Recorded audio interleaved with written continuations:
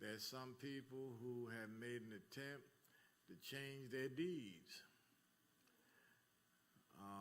If you've tried to change your deed, then it's my full intention to prosecute, because that's illegal. It's also fraud.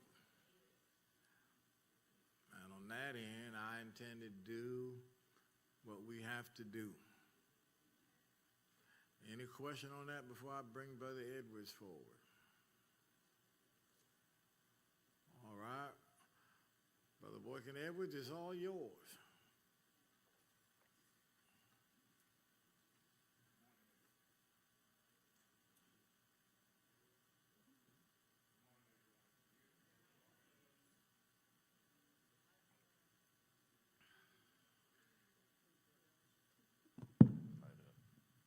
I apologize. Good morning, everyone. Good morning.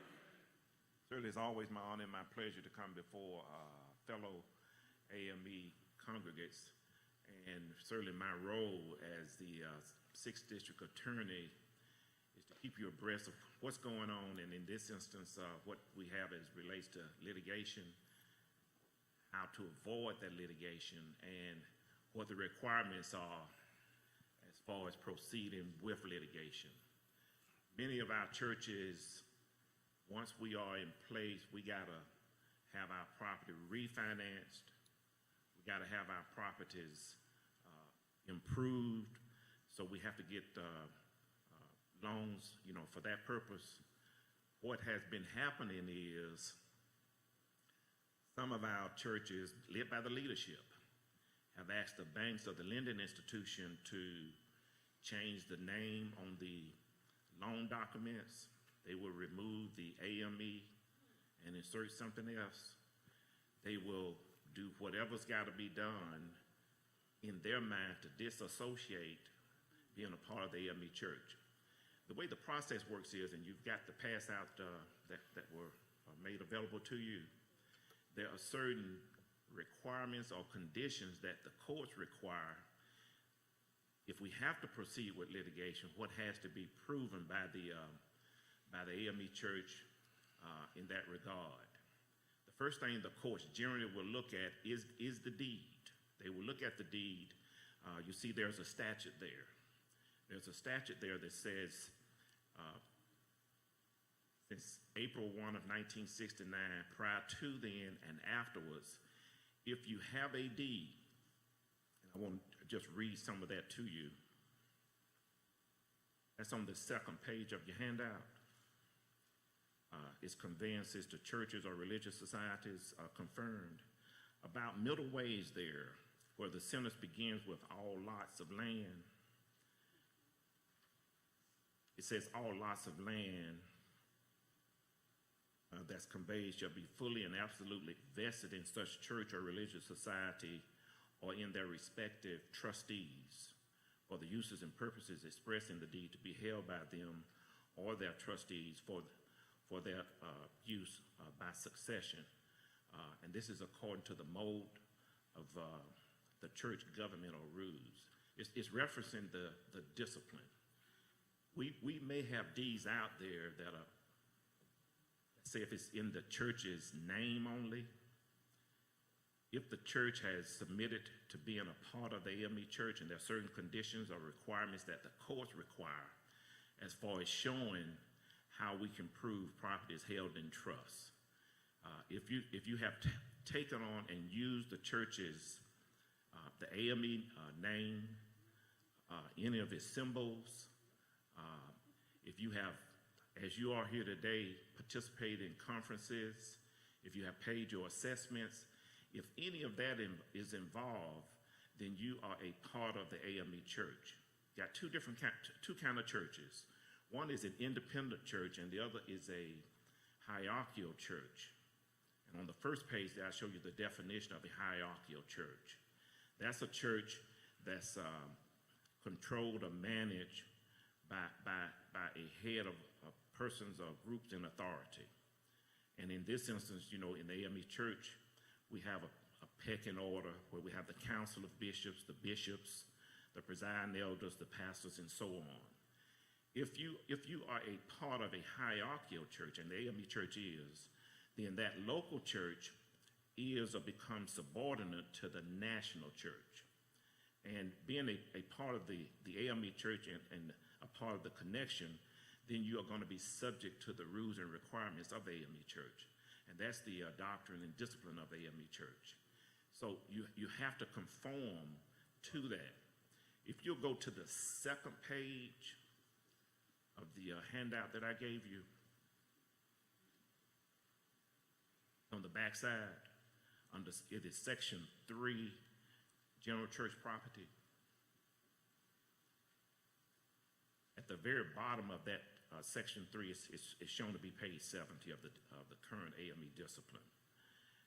The very last sentence of that, it states, evidence of the intent and desires of a congregation, past or present, or boards of trustees to accept and conform to the in-trust relationship may be demonstrated by any one or several of the following acts. As long as the A.M.E. church can show any of these acts or conditions, then they can prove that local church, if they're trying to pull out, is a part of the A.M.E. church. That is, you use the names, the customs. If you have a deed with the name, the property has been given to the individuals, but in their capacity as trustees.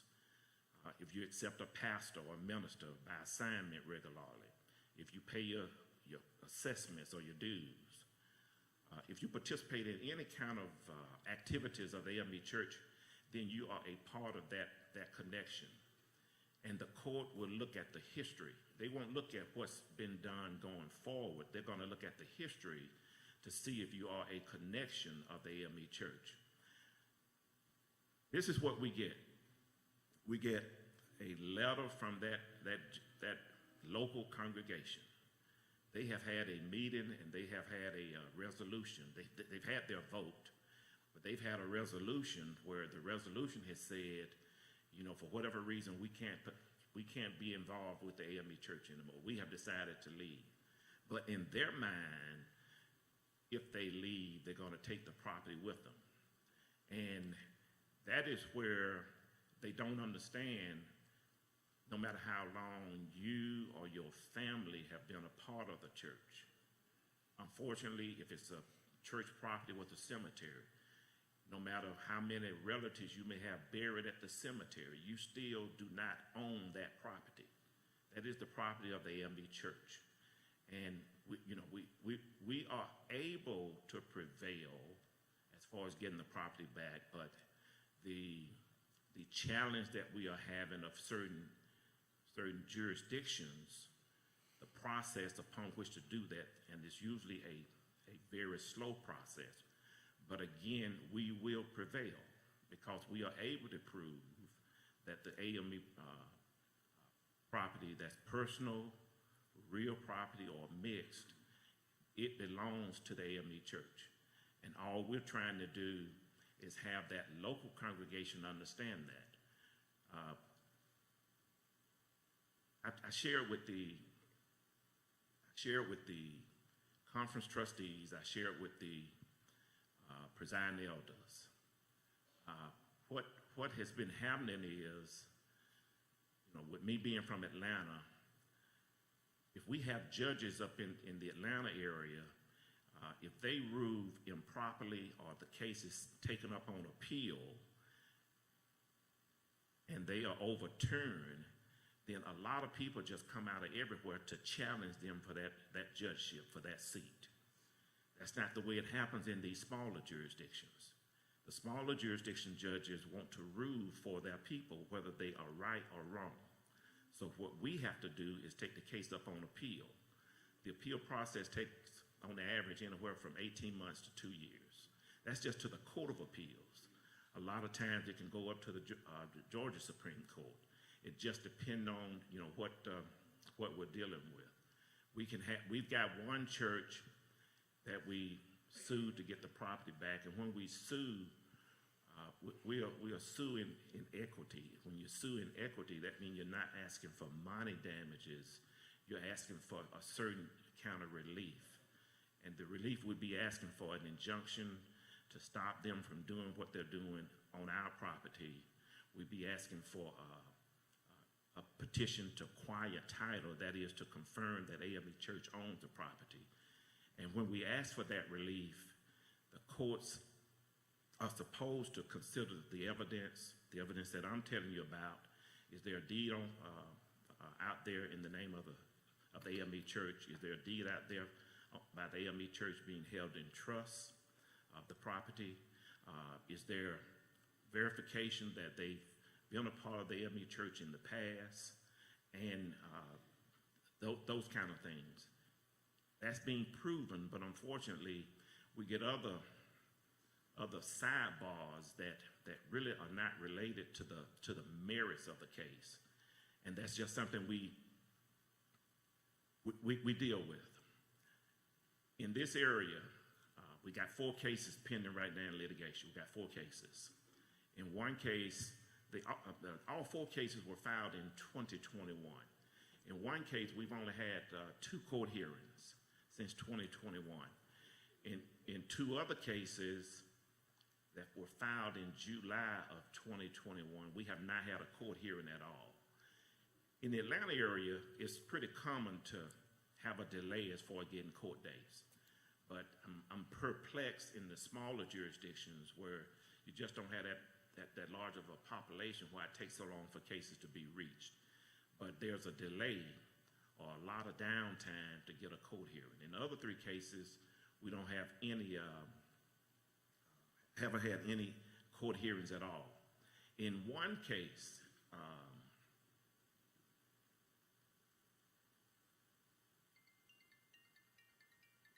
in Calhoun County, the gentleman who headed up the revolt to leave the A.M.E. Church, and we named him as a party defendant, that gentleman has died. They did not file an answer or a response to our petition. This was in July of 2021. The case is in what we call default. If you fail to file a response, then you're in default. After 30 days, it's actually 45 days. You have 15 days to open the default. But if you hadn't filed a response within 45 days, you can get a default judgment. We have filed a motion for a default judgment. We hadn't heard back from the court. We continue to make inquiry, but we still get no response from the court. This is our frustration with what we're dealing with. But we know we can prevail. We know we will prevail. So we are being persistent in what has to be done because we know the rule of law clearly is in our favor, and that is something we will do. I can take any questions that you have.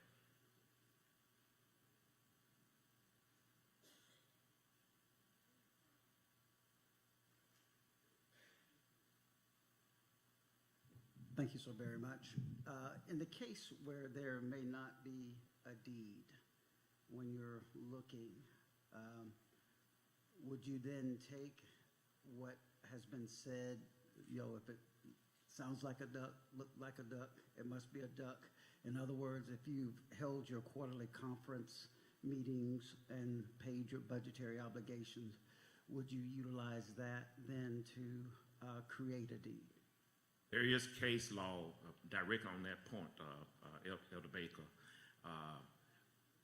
When a church has to attempted to leave and there is no deed or there is no deed specifically in the name of the A.M.E. Church, the courts have looked at the history of the relationship. They have looked at whether or not they've used the A.M.E. Church name, whether or not they've been a part of receiving a pastor, whether or not they paid their assessments.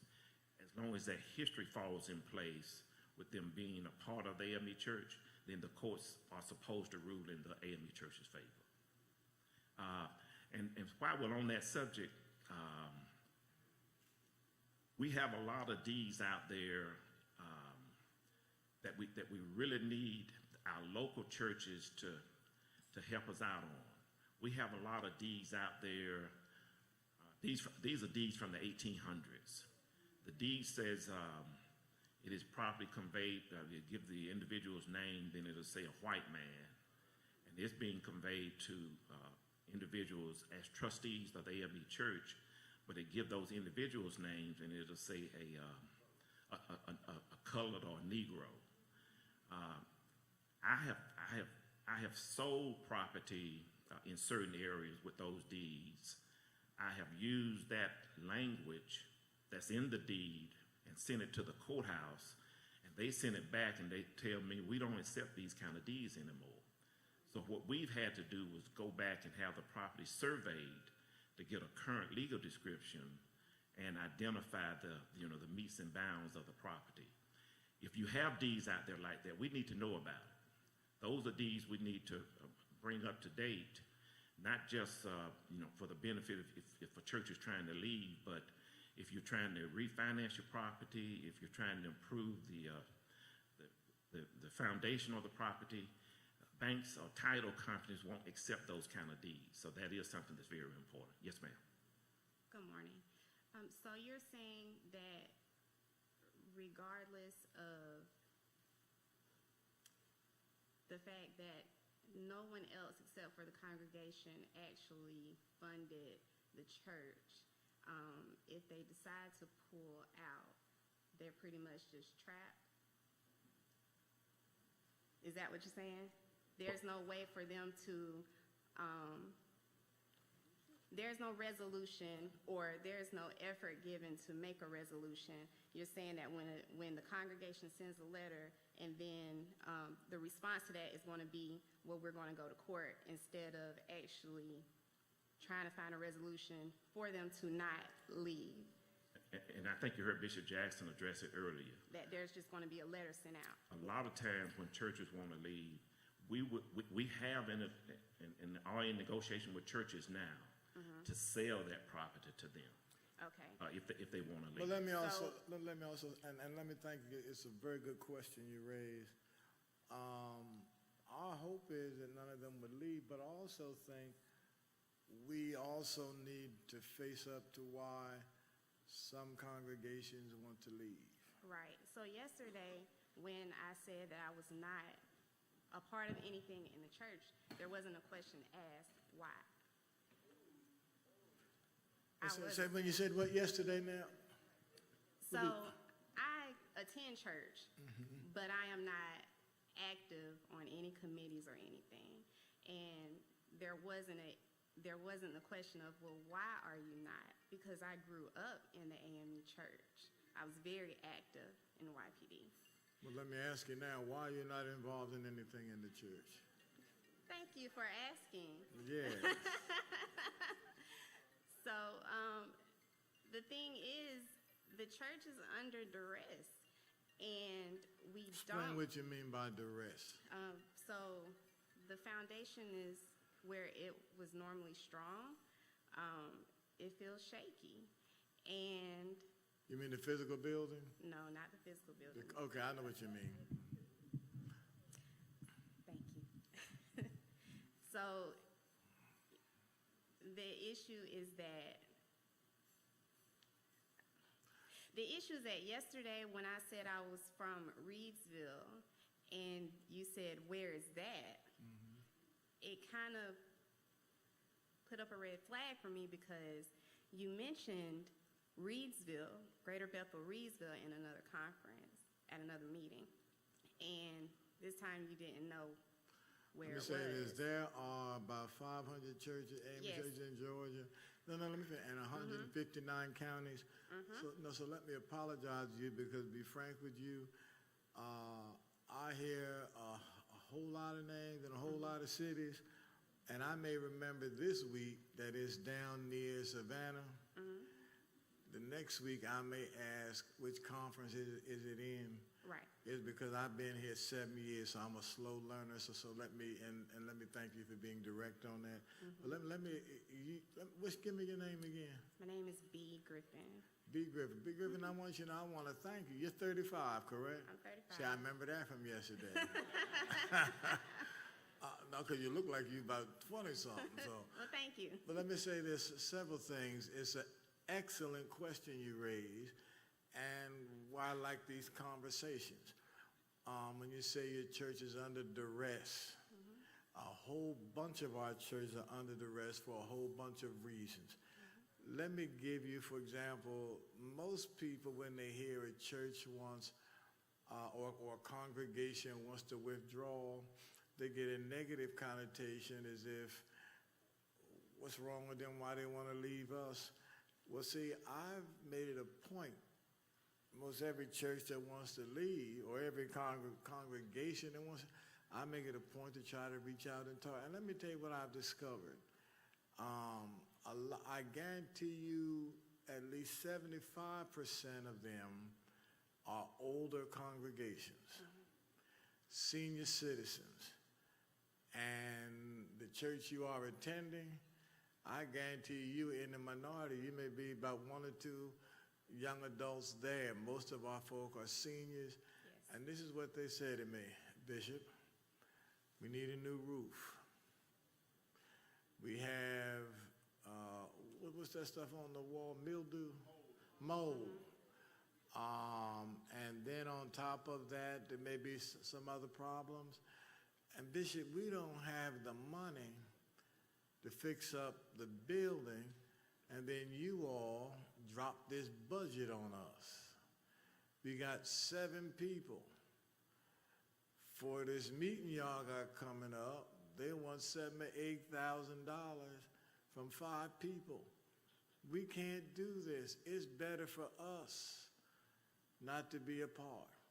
It's not that they don't love the A.M.E church. It's not that they're not supportive. Their feeling is that it's detrimental for them to be a part, and they find another church. The other reason is, and let me just be, you'll find I'm going to be very honest, and that is, the churches have had poor leadership.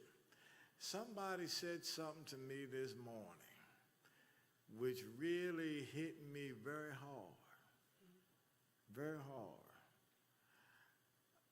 They were talking about the situation they're facing.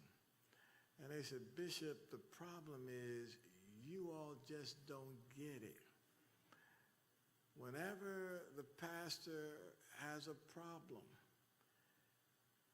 y'all do what y'all can for the pastor, but you don't do what's best for the church.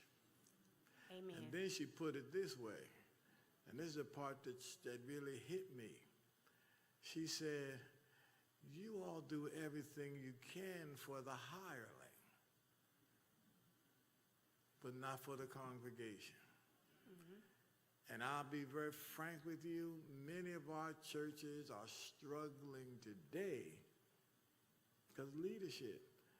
I went to a church not long ago, and a man got up and said, Bishop, we haven't had a good pastor here in 30 years.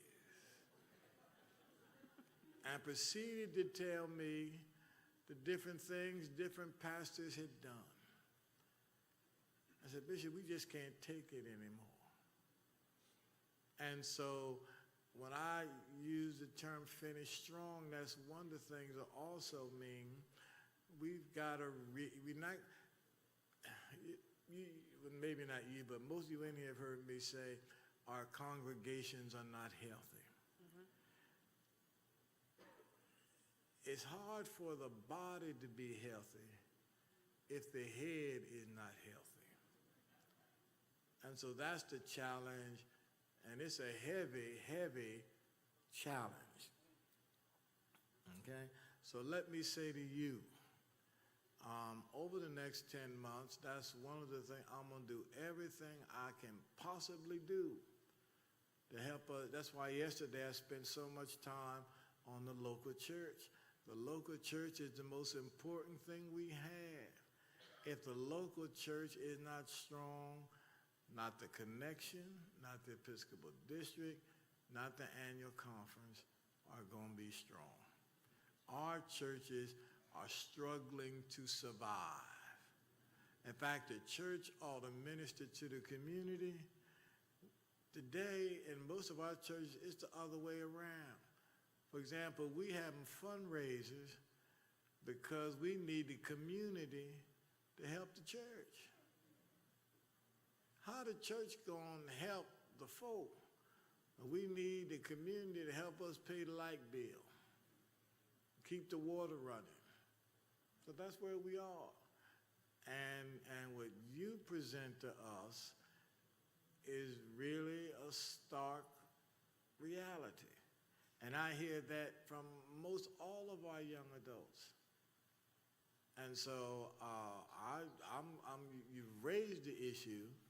Again, it hits hard because, and I've said before, everything rises or falls on leadership.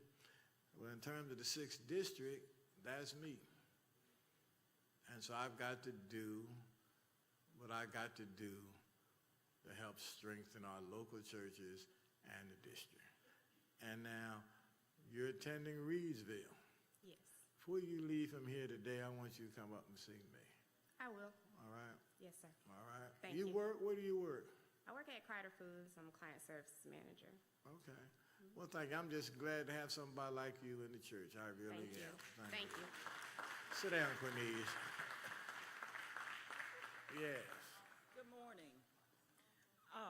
This is a situation, not really a question, but I don't want to see it happen to other A.M.E. churches.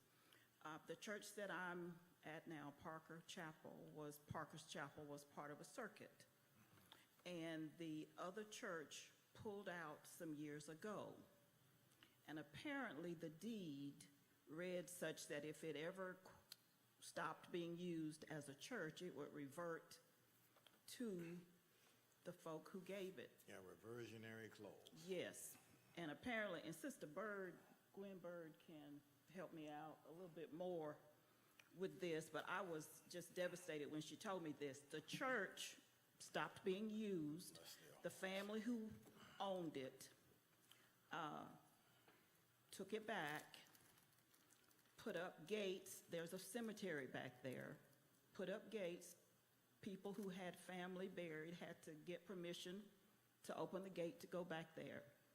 This family has torn down the church, so it's no longer there. And my hope and wish is that this won't happen to another A.M.E. church, that the deeds need to be fixed some kind of way. There are people who are in that situation and don't know it, have a deed that reads like that, I'm sure.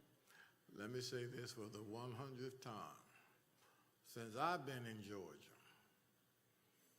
we've asked every church to turn in a copy of their deed. They're supposed to give them to the presiding elder. The presiding elder is supposed to give them to us.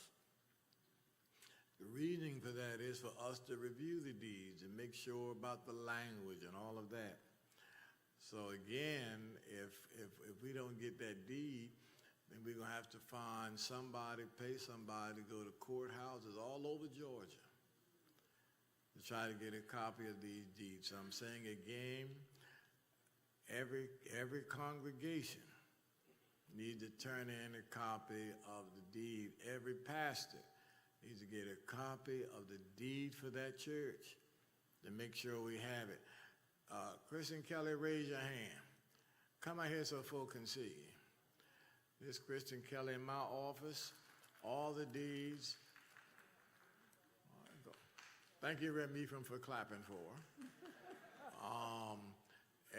Every church is supposed to turn in a copy of the deed, so Miss Kelly has Miss Kelly informed me yesterday, or day before yesterday, that we have a copy of all the deeds except the Atlanta North Georgia Conference. Is that correct? Every conference except Atlanta North. Every conference except Atlanta North. Okay. Every conference except which one? I just want it out. Atlanta North. Yes. Hey, Bishop. What's that you drinking? Coffee. I promise you it's coffee. And it's not juiced up coffee, it's real coffee. You know, when I was in college, I had a good friend named Willard Scott. Yes. Every now and then he would say, let's go get one. Oh, And he didn't mean coffee. Well, I just wanted to bring some clarity to Pastor Ella Chambliss' statement or situation. I pastored Sugar Hill. I actually closed the church under my leadership. Even though the previous pastors some years before had pulled out, the church still remained. The deed was turned in to the bishop at that presiding time, which was Bishop Preston Warren Williams. It's been a while. It's been a while. We did all we could. We sat down, myself, Mary Banks, to try to work with the family to see. The attorneys, they reviewed the deed, and we did not have ownership. It was the reversible deed. The family said as long as we kept the church open or used it as a church, it was never a problem. I presented a plan to the annual conference trustees through my presiding elder at that time, which was Elder Quinn Ward, Elder Ward, and presented that, and he took it to the conference trustees so we could keep the church in operation. And my plan was to make it the centralized church for our district, that would be the church that we will always use. I wrote up like a 2-page plan, but it didn't go any further. By that time, 2 years later, we had a new elder, and then we resubmitted everything and had a committee. But the conference never followed through. So at that time, the family was like, we just gonna do what we need to do. The reason for the gate is because we had squatters, we had people riding through there with ATM wheelers or whatever. They was riding over graves and everything. The family reached out and told us that they would do that for the protection of the grave site. According to the state law, they cannot allow people to not come visit. We made sure with an attorney and everything, the gate says, and it has a sign, you have access at any time, just call us, we'll come unlock it. The gate was only for the protection of the graves. That is what happened. I don't know how much information she has as the pastor now, but that church closed under me, and that's why we are at the position that we are. What district is that, Macon North? North. Yes. My point was that I just don't want that to happen to anybody else. But according to the deed, it can happen because the attorney read the deed and we stood on everything we could, and the family refused to purchase or do any sale or do anything that we tried to make amends with. Do we have a copy of that deed now? I don't know about now, but it was submitted 2 times. All right, all right. Bishop, I will say, if we have a reversionary deed and that deed is controlled by a family, it really does create challenges to have it set aside unless you can satisfy the conditions of that family. It sounds like I hadn't, been involved in that or seen it, but it does create some challenges. All right. Thank you, and we'll see if we can find it and follow up. Good morning. Greetings, Bishop. I am Reverend Lucretia Stinson. I am the pastor of Greater Bethel A.M.E. Church in Reedsville, Georgia. My only purpose for standing this morning is because Reedsville has came up several times, and it's only natural for the leader of that church to get up and speak on behalf of the church. And also, Bishop, thank you so much for allowing me to serve, and to Elder Mathis. Bishop, the reason that the church, and I wouldn't say that it's under duress, I would say that it's divided right now. And the fact that some members want to excommunicate themselves from the A.M.E. Church. Reasons being is though Pastor Douglas Stinson and myself came to you and we spoke with you in reference to us pastoring together as husband and wife. And in the same conversation, there was words said about merging. And I assume my congregation felt that it was Pastor Stinson and myself that was looking forward to merging the churches.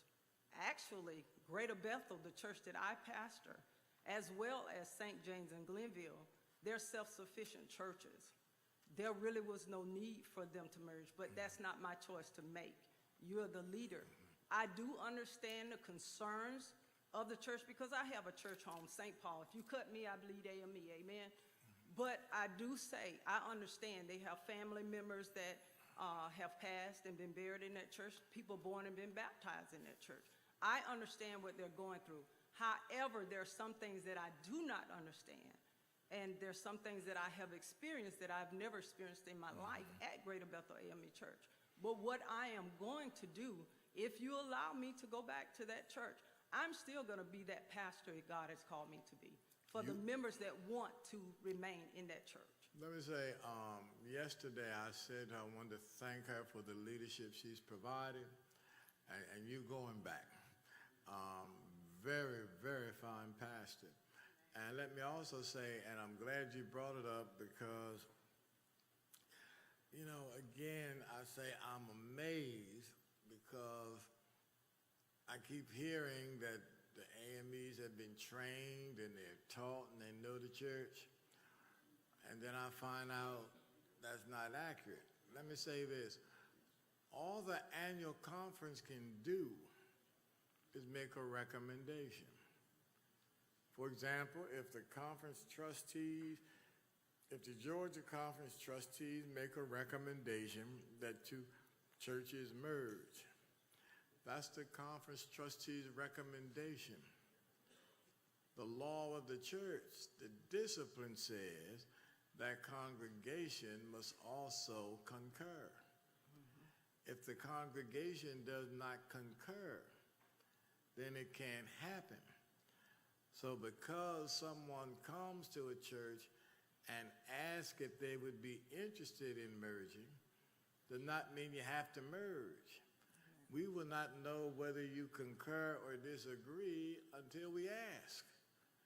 That's the reason you come. You come to say the conference trustees have made a recommendation that we think it would be best for this church if you merge. Then that congregation makes a decision whether or not they concur or disagree. And so I want a congregation at Reedsville and others to know all the conference can do is make a recommendation. But there must be concurrence on both sides. Okay? But again, let me say, I want to thank President Elder Mathis and Pastor Stinson for the leadership they gave in this situation. It was good leadership. And so thank you so very much. Thank you, Bishop. If I can address one Sure. more thing, please. Here in the discipline, page 93, and it states in here, left without a certificate or non-resident member. A person verified as a non-resident member for 3 consecutive years shall no longer be enrolled as a member. He or she may be placed in a role left without a certificate. If this is done by the church conference and vote to the quarterly conference. Such a person may, however, upon application to the pastor, be reinstated as an active member. A member who has joined the church from another denomination without giving notice shall be recorded as left without a certificate. Now, Bishop, I'm not going to call anyone out. However, if you have left the church for an amount of 7 years and you've just resurfaced in the church and you are not in any active auxiliary in the church, that does not fall on the pastor. That falls on the individual, because I am not going to go to an individual and say, would you like to be on the usher board? That might not be where God called them to be. And you're not going to do it because that's what your calling is. You're doing it because the pastor asked you to do it. And again, thank you, Bishop, for allowing me to serve. You're certainly welcome. Thank you. Pastor? Bishop, I just want to, I need your assistance in this to caveat on what Reverend Stinson just said. I've been pastoring for a number of years. Get to the church, the first thing that your pastor does is I go to the dollar store, I buy cards, and I send to every member address that I was presented when I first get to that church. I even put a return self-stamp envelope in it so that you can send me some correspondence back. The problem that I find in a lot of our AME churches is I've been at churches and only time I see certain members is church anniversary, homecoming, or somebody died. And what happens is they will walk up to you and say, I'm a member of this church, but I haven't seen you in 3, 4, 5, 6 years. And then they claim to have the rights of the members that are in that church. I go to the finance records. I haven't seen you contribute to the upbuilding of God's kingdom. I haven't seen you do reverence. We've even had Bible study online, conference call. I didn't, and my elder taught me this. I go and look at the list of who all joined.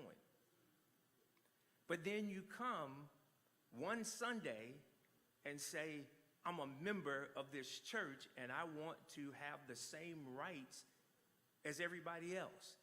I need help understanding that. So do I. Because the fact is, no, listen to me carefully. Listen to me carefully. Again, the reason the book of discipline is printed is because it sets the parameters, the responsibilities of you being a congregant or a part of this denomination. And again, we do need to make sure that we keep an accurate list of who are active in the church and who is inactive. See, one of the things, for example, people may not come to church for years. Something happened with the money, they all show up. You see, they haven't been there in years. And they want to speak and all of that. The fact of the matter is, they are not active in that church. They should have had their names dropped from the roll. So the pastor is correct. You are not an active part of this church. There's a process by which you have to return. Now, some of us, when the book agrees with us, is great. When the book disagrees with us, it's horrible. But rules are there for a reason. And so if the person has not been there, as far as it sounds, you're visiting. There's a process to come back to being active in that congregation. And it's not showing up at a church meeting to raise Cain or whoever else. All right? So thank you, Pastor. You're very correct. Yeah, Reverend McDonald. Dr. McDonald. Yes, sir. Good morning, Bishop. One thing that you mentioned, I think that was key, that you said, is that our congregations are not healthy. Mm-hmm. And that the body can't be healthy because many times the head is not healthy, the leadership is not healthy. May I make a recommendation that the grant program that we are a part of do a series that related to the doctrine and discipline of the A.M.E. Church, and that we invite certain facilitators, such as Attorney Boykin and so forth, that can answer the questions of our pastors? Would that be an option that we could entertain? Anything that will help, I'm for. But let me also say this.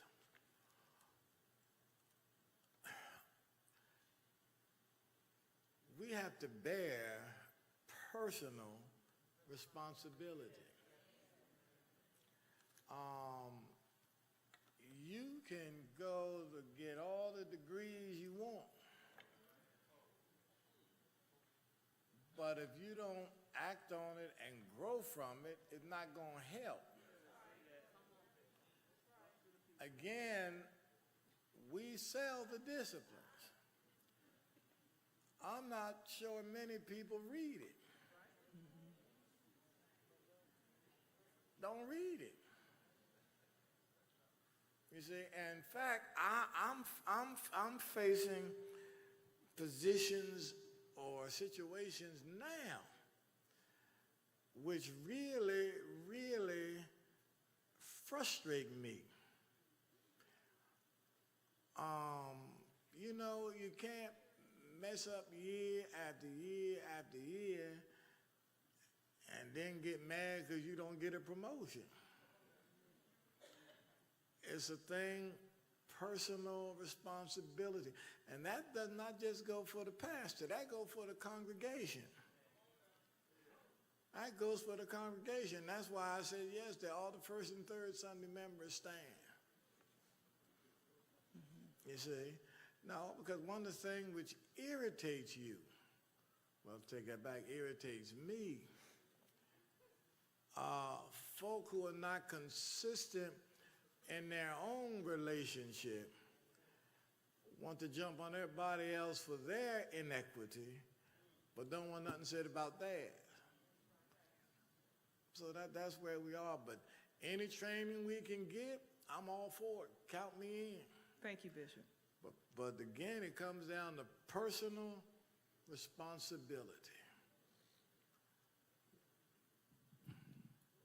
Yes. Good morning, Bishop. Good Thank morning. you. How you feeling? I'm feeling. My name is Diane Lee. I'm a member of First St. Peter A.M.E. under the tutelage of Reverend Dr. Tracy Fletcher Allen. I want to speak on the purging membership, inactive memberships. Now, what we're doing at First St. Peter is we are sending out letters to those members who have not been in attendance, either in person or online. If they're not in attendance, more than likely they are not being financially active as well. You can depend on that. So we are in the middle of gathering that information. We have class leaders that have a list of people on their classes. They are to get in touch with them. They're in the process of doing that now. Everyone that is active and non-active, and letting the pastor know. After that list has been compulated, a letter will go out. First of all, it will be asking what your intentions are. We tell them, we want you to come back. We miss you, we want you. We get a response from that. After we get that response, then what we've got left, then we'll send the letters out asking, wanting to know what their intentions are. Do you want to still be an active member of the church? We need you here. We need to see you in service. And after with the response we get from that, that would be the letters letting them know that their name will be removed from the roll. That's wonderful. And again, let's be clear, that's not new. The discipline says the third quarter of every year. The third quarter of every year. You see, so I'm in every church, yeah, and I wouldn't call it purging, but you're doing what's called an every member survey, every member canvass. Yeah. All right, and so thank you, and I think all churches ought to be doing that third quarter of the year. Thank you. All right. Elder Smith? Bishop, she just answered, she basically just stated what I was going to say. At the third quarter, I require all of my pastors to have their stewards to do as the discipline requires, that they send out that letter to know who wants to be inactive or active. And then at the fourth quarter, I collect that data so I know, so we can have an accurate roll when we come to the annual conference. But she just answered, she basically stated what I was getting ready Thank you, to Elder. support. Thank you. I hope all pastors will take note of it. Yes, sir, Reverend Lewis. Bishop, I just say, sometimes we have to remember how we got over, where we come from, and how we, in 1988, I got out of the Marine Corps, but I was still obligated to be a reservist. I was a member at Greater St. Matthew's A.M.E. Church, Louisville, Georgia, the old Louisville Circuit. was a first and third Sunday church. I was a third Sunday member. As a third Sunday member, I was nominated and selected to be a steward, not just because I was a tither, not just because I was a tither, but I was at everything that I could be at. I had an obligation to the United States Marine Corps on first Sunday, so I was only there on third Sunday, but I was busy about God's business when I was there. And my pastor at that time, Carol Hartry, recognized what I brought to the ministry, and I was a steward. Years later, when I moved to Atlanta and joined St. Peter A.M.E. Church, at the time we were on Highland Avenue, we made the move to Jonesboro. I was still the same God-fearing, God-loving person that they had to make an exception about my quote-unquote regular attendance, but the spirit that I brought to the church. And so many things got to be considered. We can do the letter of the law with the discipline. Yeah, but I think the discipline recognizes the fact that if you are in the United States military and that's your obligation to them in the first Sunday, that's just... I'm saying that to say this, though, Bishop. As a pastor for over 21 years, there have been times and circumstances that are individual, and not arbitrary. And as pastors, when I got my first appointment, they told me, love the people and be sweet. Well, if you can't get along with people, you in the wrong profession. Yeah, and so we as pastors have to figure out what's actually going on. We as presiding elders got to go to these churches and figure out what's going on, because a lot of times the symptoms is what we're seeing and not what the actual condition is. And my pastor's heart cries out. Somebody went at church 6-7 years, they might have been doing time. I don't know. Well, the fact of the matter is, again, let me say again, pastors need to get to know. Gotta love the people, gotta know the people. All right.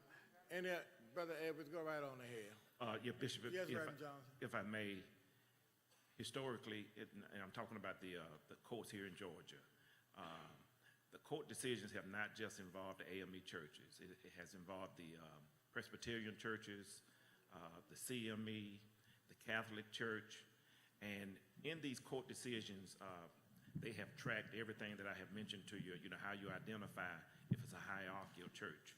Over the years, I have represented independent churches. Independent churches actually create more of a challenge than what we're dealing with within the A.M.E. church or any other hierarchical church. The independent churches have one person that's usually starting the church. They hadn't properly done their articles of incorporation. They hadn't properly established their bylaws. And what everybody's been talking about here today is the definition of a member. That is when somebody has the right to vote on very important issues.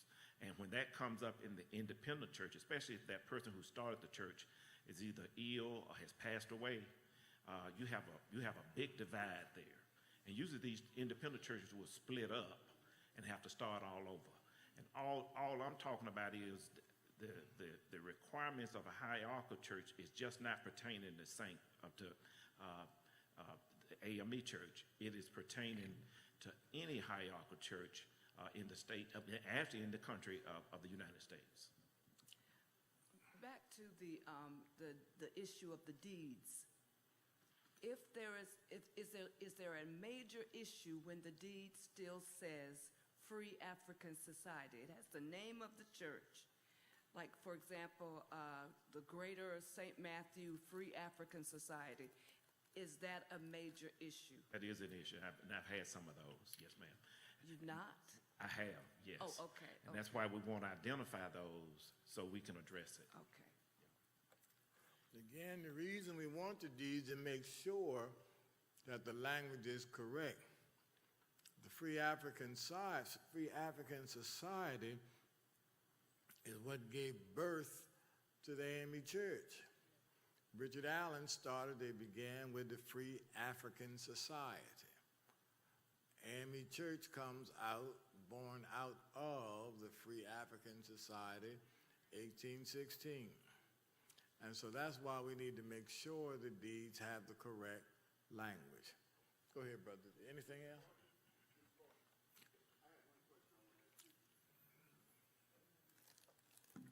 I was just recently sent to the Central District, and I know you had 2 churches on there that you had litigations on. Because of statutory law, since you filed before, well, you said the judges keep putting it off and putting it off, that won't have any bearing over, would it? It will not, no. Okay. All right, let's give Brother Edwards a hand.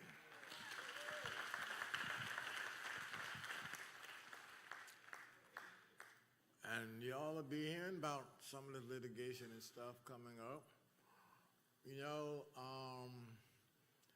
you can't pick and choose when you want to do what you want to do. That's why you have the book. How many of y'all do not have an A.M.E. discipline? How many of you all do not have a discipline?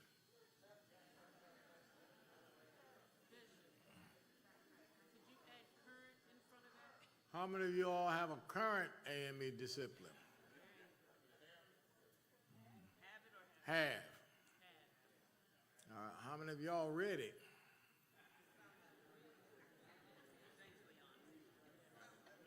How many don't know what they read?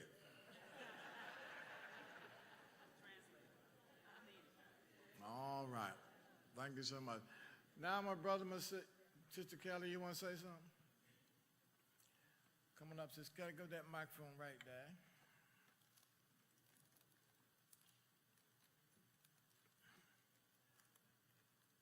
Oh, now the vice chairs of the trustees in each conference, please remember to assign the members of the trustee boards to those committees. We gave the committees out yesterday. Please assign the trustees to those committees and send that to the office. Please assign the members of the trustee board in each conference and send it to the office. Any question on that? All right, Reverend Willie Barber. Come on up, Dr. Barber. Morning, Bishop. How you feeling? Doing well, sir. I'm glad to hear that. Now, my brothers and sisters, under kingdom work, let me simply say that, again, I said yesterday that I was very proud of the 6th District for how you have responded to our efforts as it relates to social justice. But let me also say, before I turn it over to Reverend Barber, we have also provided, through our efforts, the opportunity for all of our churches to get funding for some of the work that we do. Some of our churches have not taken advantage of the opportunity, whether it was through vaccinations, the voting effort, we provided that opportunity. And I regret those churches which have not taken advantage of the opportunity to get some revenue, some funding for your congregation. Brother James Gamond is not able to be here this morning because he's in Washington trying to... What happened? Y'all can't hear me? I'm trying to figure out that sign language. Keep going? Oh, okay, I'll keep going. All right. Yeah, what was I saying? So anyway, Brother James Gamond is not able to be here because he's in Washington on our behalf, trying to deal with, again, some programs to help us with our social justice efforts. but also programs which will help us strengthen our churches. For we have something about greening the church. I'm not sure if Reverend Barber is going to say anything about that today, but you will be hearing, I think we've already given information to the, you got the information? All right. You want to go first? Okay. All right. I want to thank Reverend Barber. He has done a tremendous job in helping us with our voting effort. He and Dr. Cheryl Dozier have just been tremendous. And we are getting ready now for the 2024 election. Let me say this. I hope, you know, one thing Christians, sometimes we don't stay abreast of what's going on around us. The theologian Schleiermacher said something which is very, very important. Schleiermacher says that all history is the autobiography of God. It says when you read the newspaper, you're reading about what God was doing in the world yesterday. When you look at the news, there is a lot going on around us, and I'm not sure we stay abreast of how the hand of God is moving. Someone came to me Wednesday and were alarmed about everything that was going on and frantic and all. And I said to them, I said, do you understand the time that we're living in? You see, this reminds me of the time when the leader of Israel became so full of himself, acted as if he was God himself. And they had a little feast, had a little gathering at the palace. And he was just acting just as, well, wasn't acting, he was as arrogant as he could be. And there appeared this writing on the wall that says, many, many take care of you for sin. What it meant is you have been weighed in the balances and found wanting. Brothers and sisters, those are the times we're living in. The United States is at a very, very critical time, and I am not so sure this democracy will survive. I am not so sure. Half the people in this country just crazy. And I say that sincerely. For example, if you take what they call the evangelical right, they are so conservative because conservatism, they say, means they want to protect the traditions and the customs and all this kind of stuff. And that is not what they are about. You see, and so they say we're conservative. You see, my question is, what is it you're trying to conserve?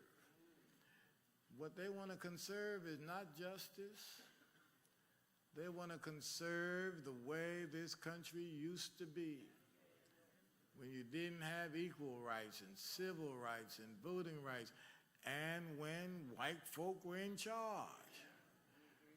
And I don't know why the white women are going along, because it's not about white. It's about white male domination. A few years ago, you heard this term, the angry white male.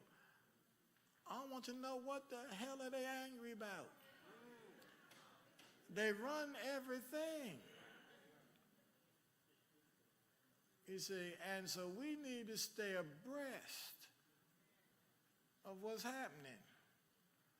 Reverend Barber, I'm sorry, I got started. Go ahead. Bishop, we could have you go on and on and on. Thank you, Bishop Jackson, for the opportunity. Dr. Dozier and I are so grateful for the work that you've given us to do. To our presiding elders, to all of the clergy persons, to our Episcopal leaders, and to the leadership on the Episcopal level and the conference and the district. We come to you this morning because we want to have some plain talk. It's important for us to continue our conversations not just at one meeting, not just when it's convenient and not when it's an event, but we need to talk about life so that the church itself can remain relevant in the lives of those who we serve. So, next slide.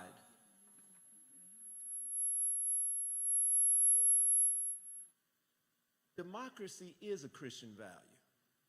Long before there was a piece of paper that said we were free, long before there was a piece of paper that said we were equal, long before there was a piece of paper that said we had value, God made sure that we understood through our faith that we are valuable.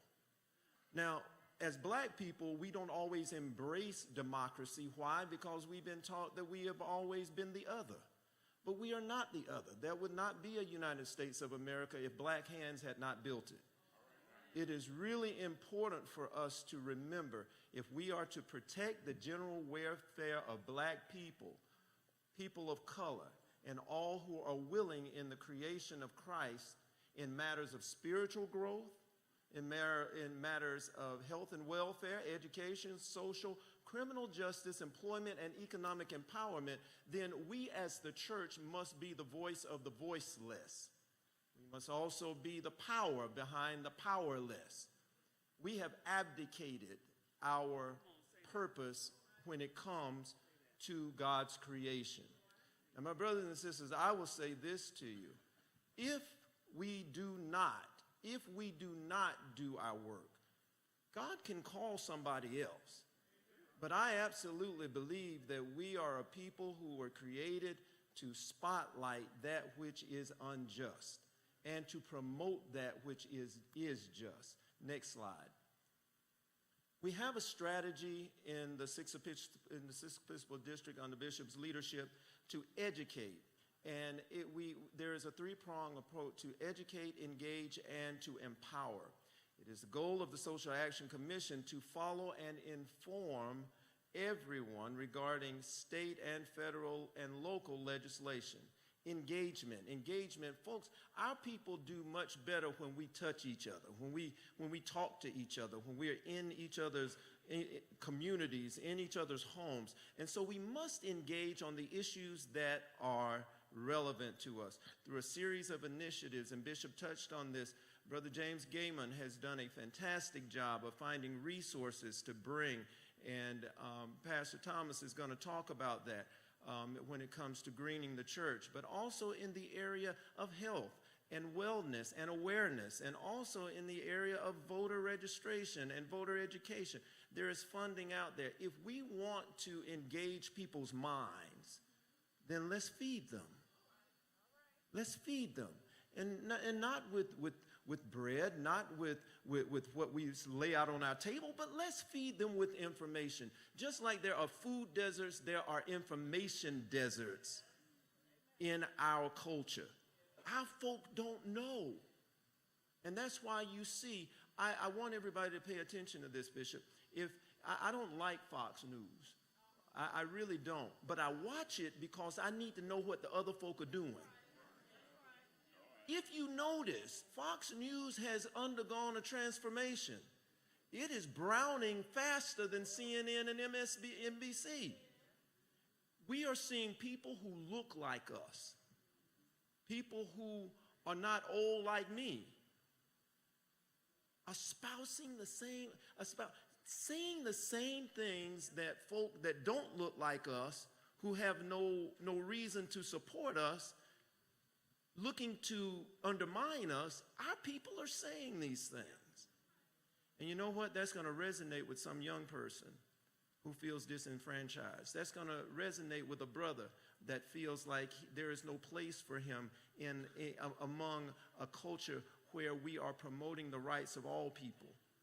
You're going to get folks that are pulled away from the fold. We have to make sure that we are not caught sleeping.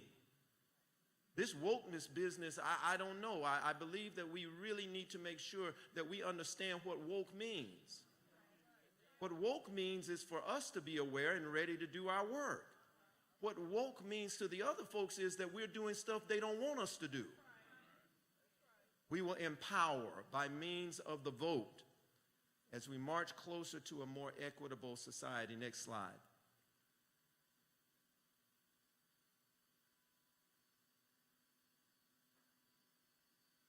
Tort reform is one of those things that even lawyers don't enjoy talking about.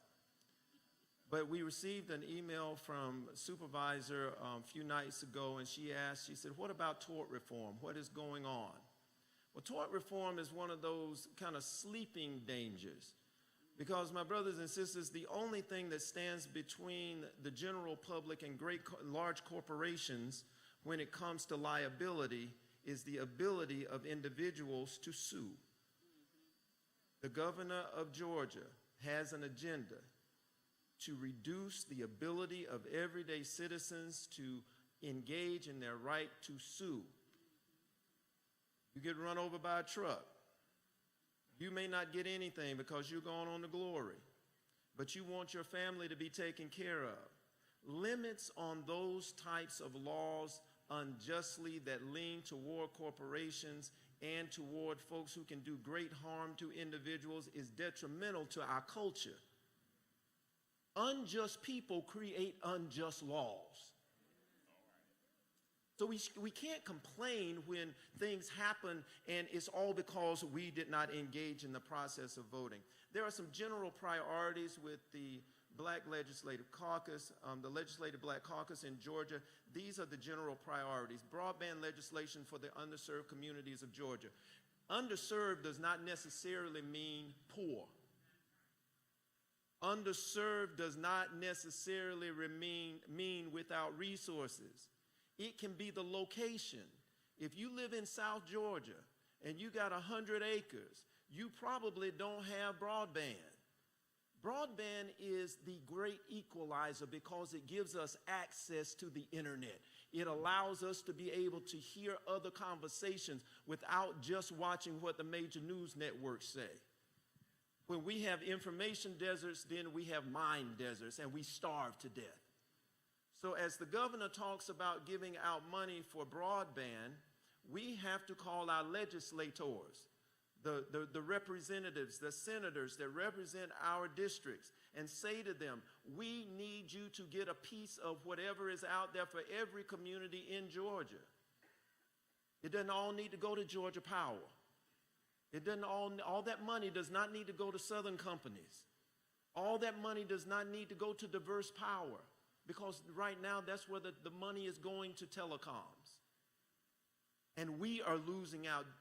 Improvements to health care and access through Medicaid expansion. The bitterness of partisan politics runs deep. And rather than doing what is right for the people of Georgia, the present governor would refuse Medicare expansion on every hand, Medicaid expansion on every hand. We have got to get to a place where we stop allowing folks to represent and represent wrong. Healthcare is important. Georgia's still a very rural state. There's Atlanta, there's Macon, there's Savannah, there's Columbus, but Georgia is a very rural state. There is a great possibility if you don't live near a major city that your chances of surviving a major illness or major accident is low. Legislation can change that. Improving retention and access to education from pre-K to post-secondary institution is another one of the agendas of the Legislative Black Caucus here in Georgia. We need to take care of our babies.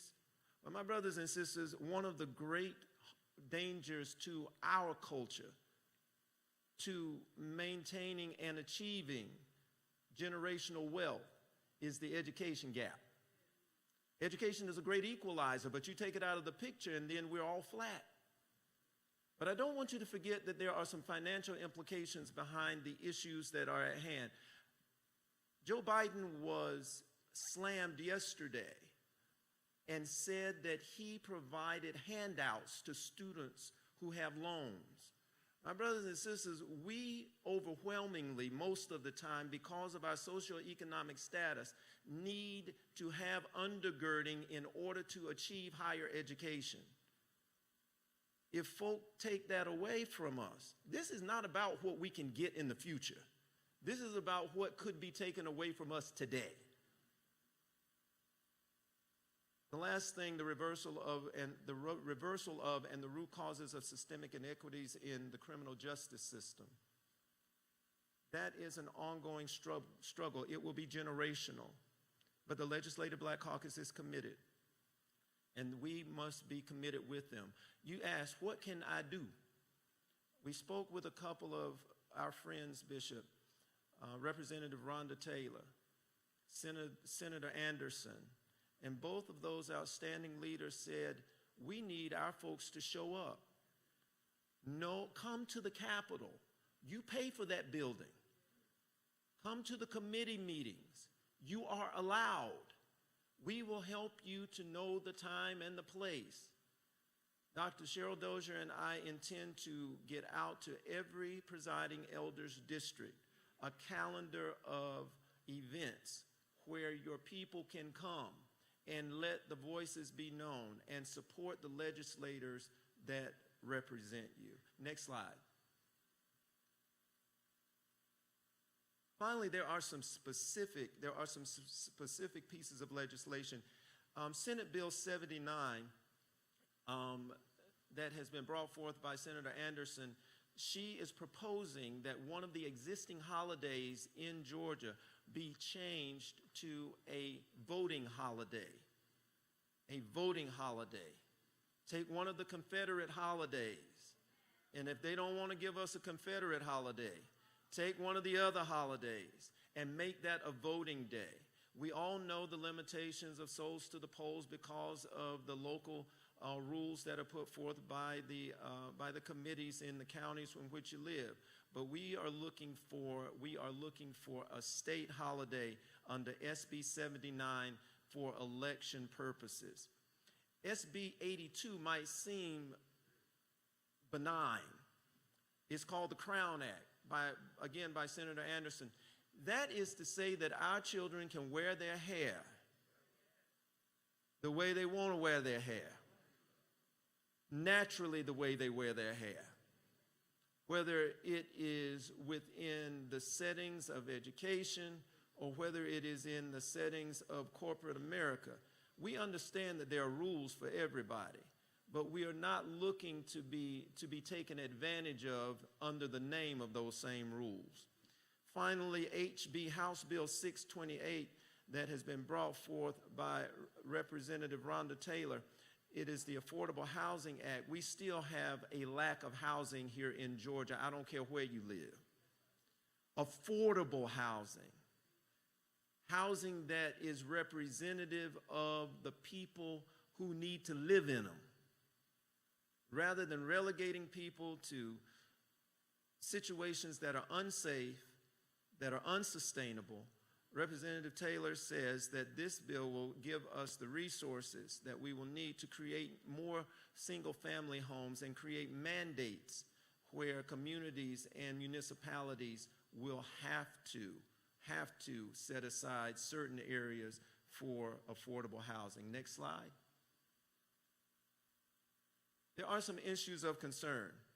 The censorship of history and academic freedom of speech should be at the top of our minds because there are people who are wanting to rewrite our history.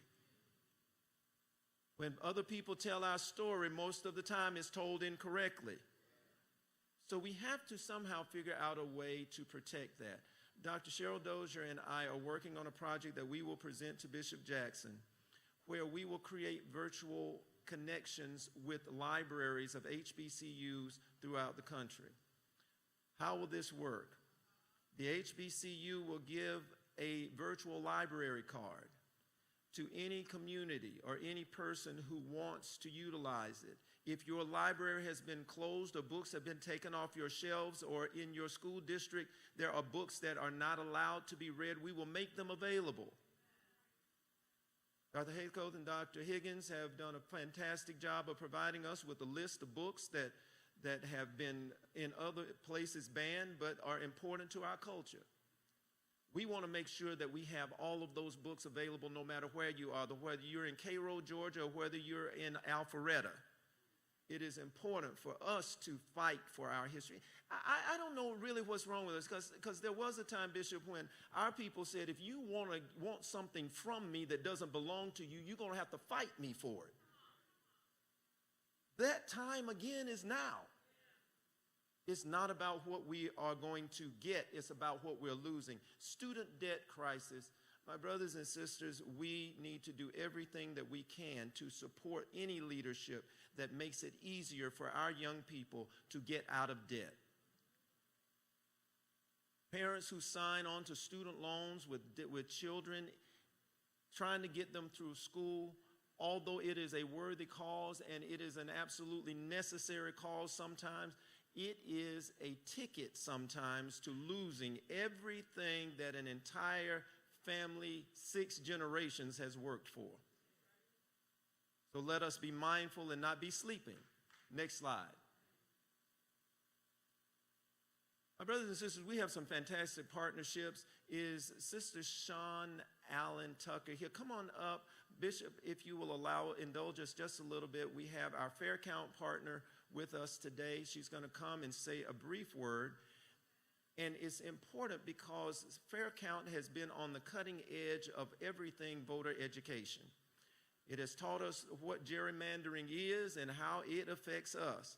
Because of the work of Fair Count and others, we will now have, if I am not mistaken, I'll probably get the numbers wrong, we could possibly have 1 additional congressional seat. We will have 9 more seats in the House of Representatives and 5 more seats in the Senate that would represent us because somebody was paying attention. Sister Sean, why don't you say a word to us? Thank you so much, Pastor. Certainly don't look to take up a whole bunch of time. It is always nice to be here. I see so many faces out here that I thank God for all of y'all.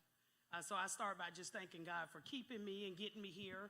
And I certainly could not go on without giving thanks to my bishop and supervisor. And I want to just take a second to say the gratitude that I have for Bishop Jackson, because it extends well beyond what my job is. As a faith leader who not only galvanized this whole state, many of us are from Georgia. We understand a lot of what the pastor said this morning. We also recognize that this is truly, as it relates to the fight that we as a people have, we have been so blessed to have what is no doubt one of the greatest bishops of our lifetime. So I thank you, Bishop, for everything. And I also would just say quickly that I thank Bishop for making a space at that table for so many of us that would not be at that table. And so many of us women also. So God bless you for every single thing that you do, Bishop. Thank you so much. Many of you know that Fair Count is an organization that was founded by Leader Stacey Abrams. So I certainly just would be remiss to not thank Stacey for all of her continued work and what she continues to pour into Georgia as well. But I just wanted to let you all know that I'm blessed to be here today, certainly as a continued resource. I thank God for every single one of y'all that has stood with me, Reverend McFadden, Reverend Theophil, so many of y'all out there, Elder Baker, seeing so many of y'all even just continue to be blessed and be increased.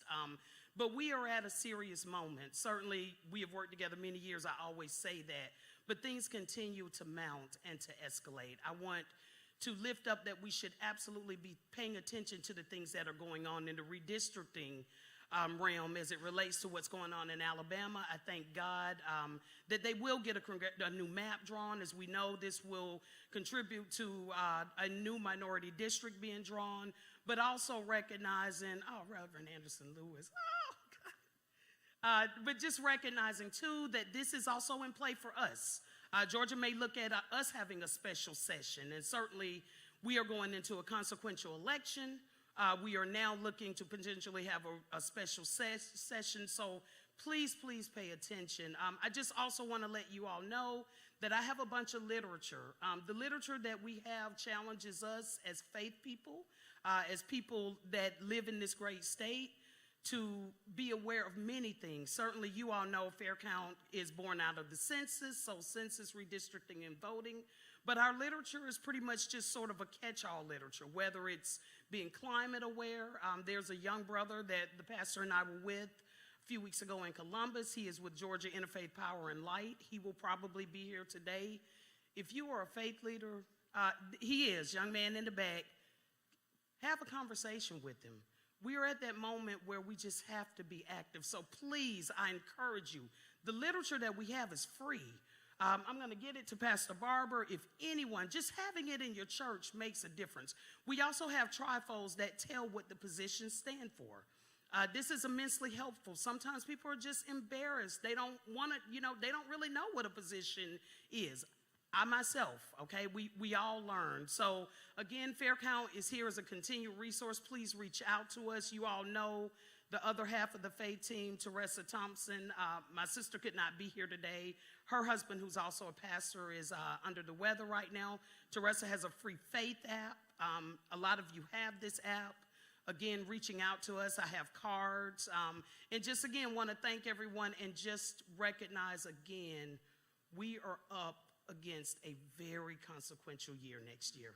This matters. And for those of you that have elections in November, local elections matter. So please pay attention to your local elections as well. Thank you so much. Thank you so much, Bishop.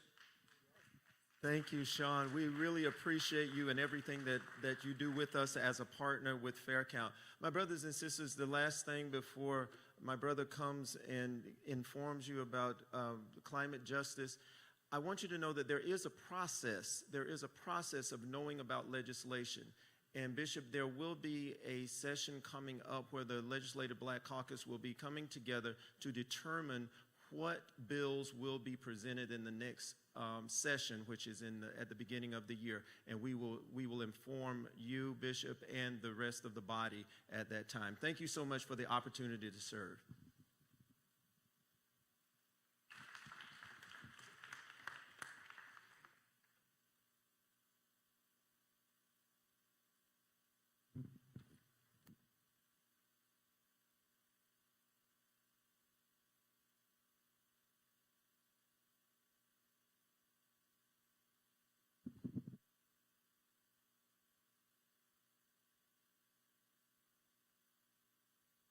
Greetings. Thank you, Bishop Jackson, for this opportunity.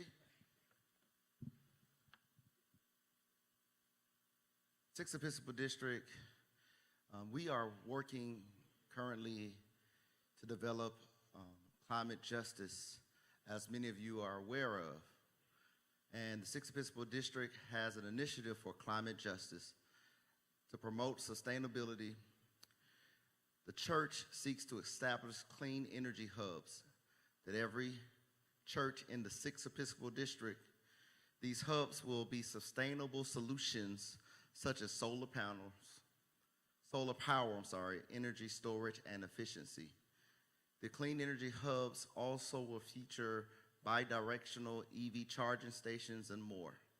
The Sixth Episcopal District A.M.E Church is committed to shaping the future through innovation and sustainability. By launching this initiative, we are actively promoting renewable energy and reducing carbon emissions. We believe that working together can create a cleaner, more sustainable future for our world. Together, the Sixth Episcopal District A.M.E Church, with its 534 churches, the 8th Episcopal District of A.M.E Church, 200 churches, and the 6th District CME's 299 churches are joining to reduce our carbon footprint and empower our members with environmental education. So let me say a little bit about why climate justice matters. Climate change exacerbates injustice, with the most vulnerable among us impacted first and worst. Climate change is a threat to social justice. In the poorest communities, the impact of climate change can lead to food insecurity, disaster displacement, and loss of livelihood. And so our communities often lack access to resources and infrastructures that can help them adapt and mitigate the effects of climate change. Without adequate support, they are left vulnerable to the worsening impacts of the extreme weather events, rising temperatures, and sea level rise. It is essential to address climate justice by taking a holistic approach. So this means that recognizing that climate change disproportionately affects marginalized communities and low-income individuals by understanding the interconnectedness of social justice and climate change. We can work towards solutions that will mitigate the environment impacts and promote equality and justice for all. So clean energy hubs at the 6th Episcopal District A.M.E. churches. The question, what can be a powerful starting point for exploration and discovery? It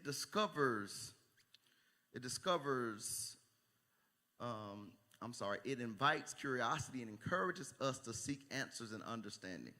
When we ask what, we open ourselves up to new possibilities and perspective. It prompts us to question assumptions, challenges, existing knowledge, and embrace a mindset of continuous learning.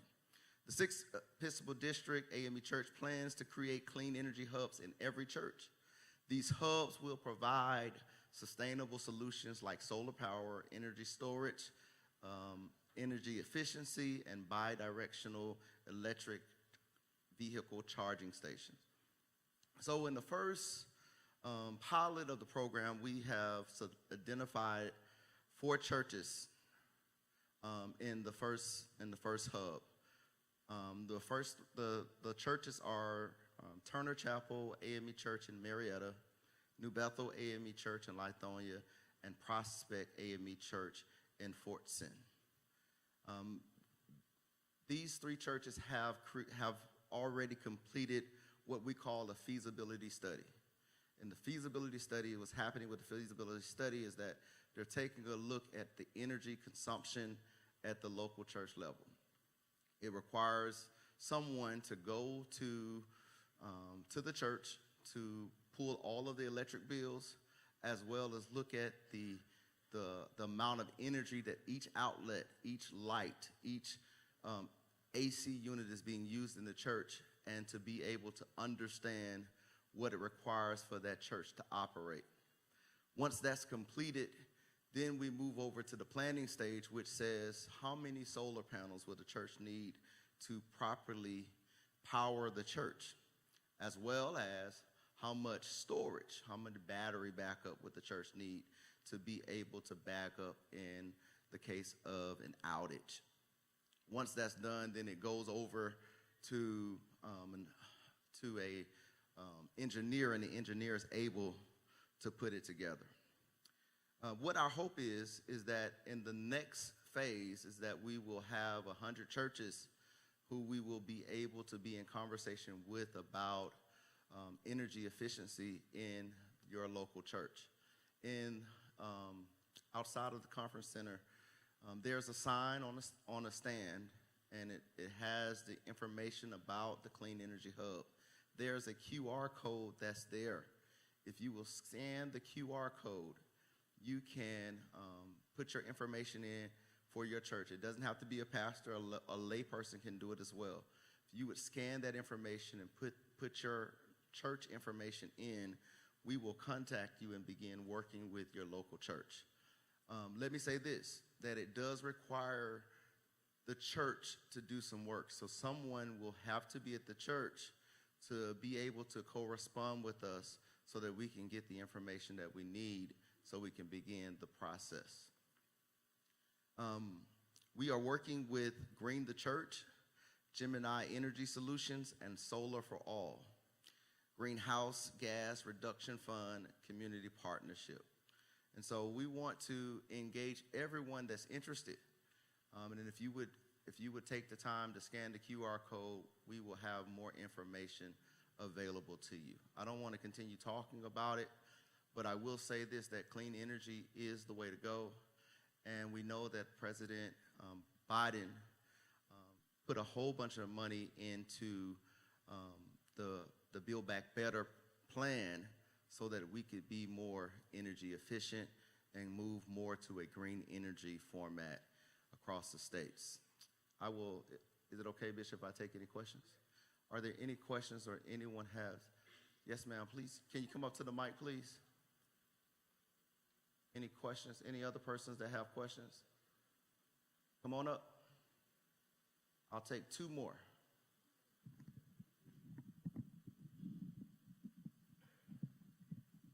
Hi, how you?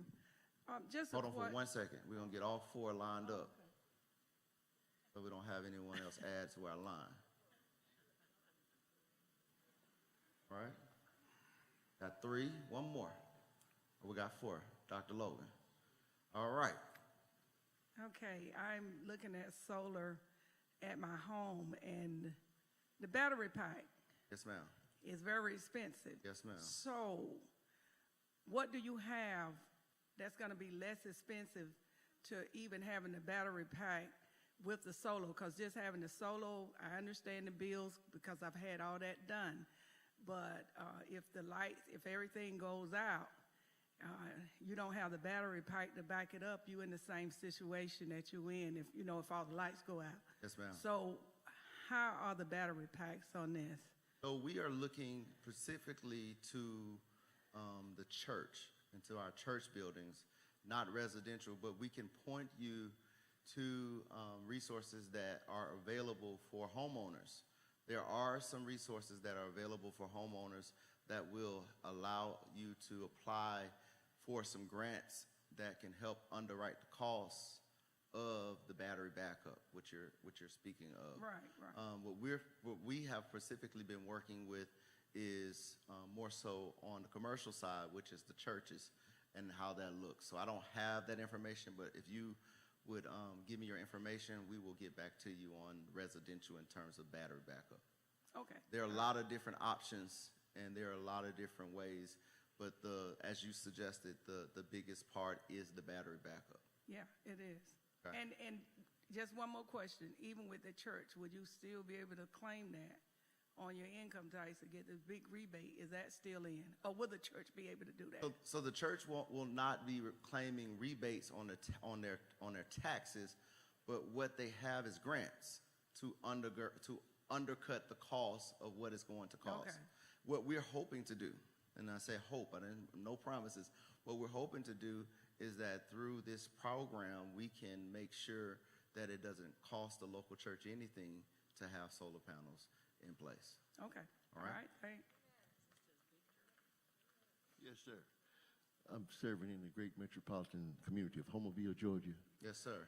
And I want to ask you, would you give us that information to check out here to sign up for this? Yes, sir. Once you walk out that back door, it's a sign. That green? Yes, green? sir.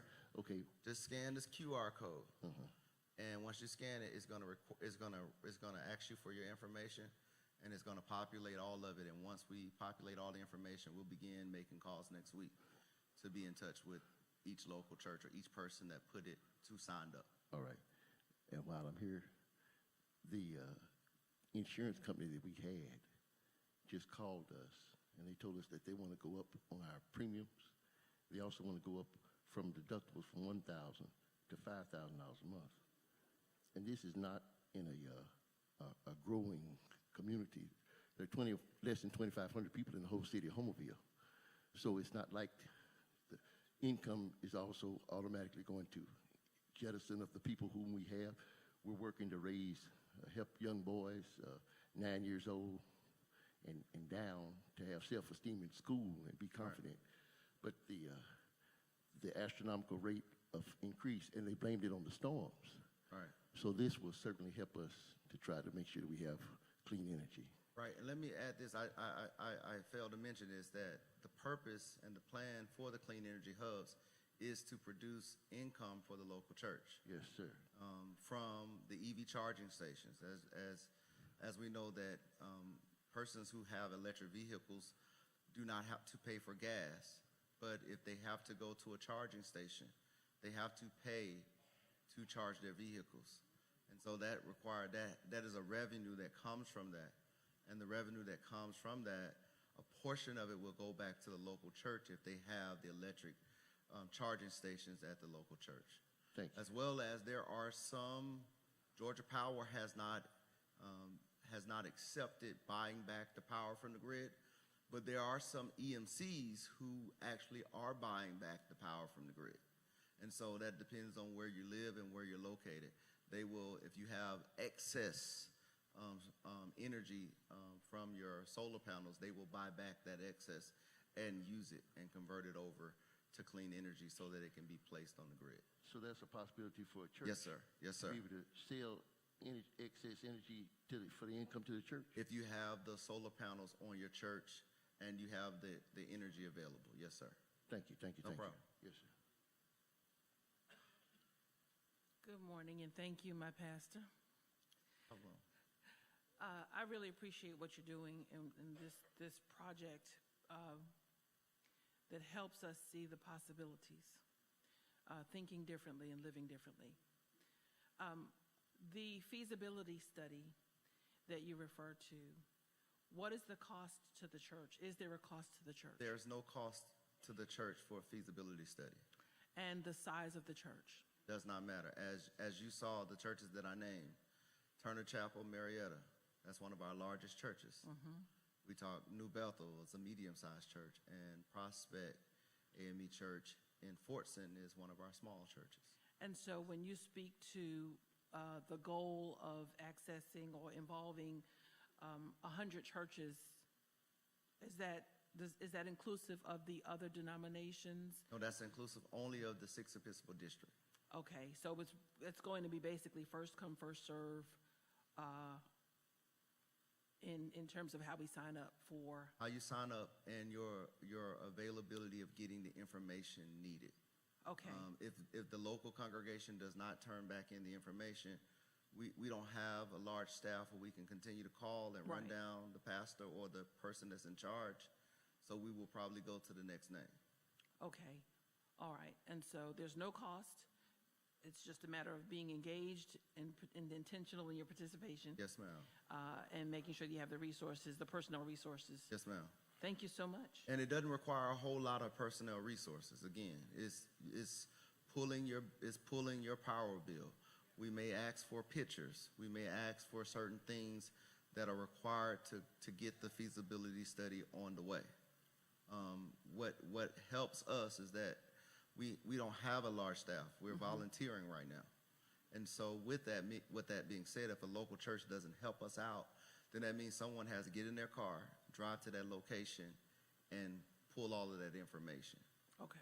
And so if the local church, if you can help us with that, elder, the local church is making sure that someone is available to assist to get the required information, we can start the process. Absolutely.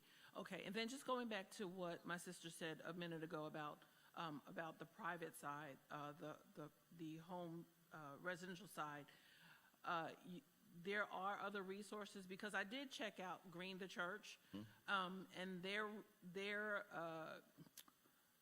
partners and installers were not in Georgia, and so has there been a shift where they're now operating in Georgia, or? So we serve as a resource to Green the Church. Okay. And so we are in partnership. So we're sharing a lot of our resources, sharing a lot of our information, as well as sharing a lot of the things that we're finding. Okay. In terms of the private side, as you're talking about the residential, there are certain things that persons can apply for.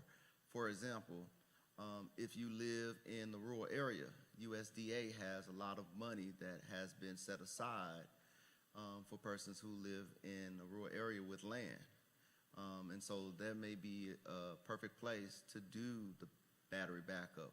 But everybody's situation is different. Right. And so I can't tell you a general answer. It's based on where you're located, where you live at, and going through the list to see what opportunities are available. Okay. Okay. All right. Well, thank you so much. No problem. Yes, sir. And let me thank you for this tremendous presentation. I know that for some years, and I know Bishop has been a part of the conversation with CNBC as it relates to the church going green.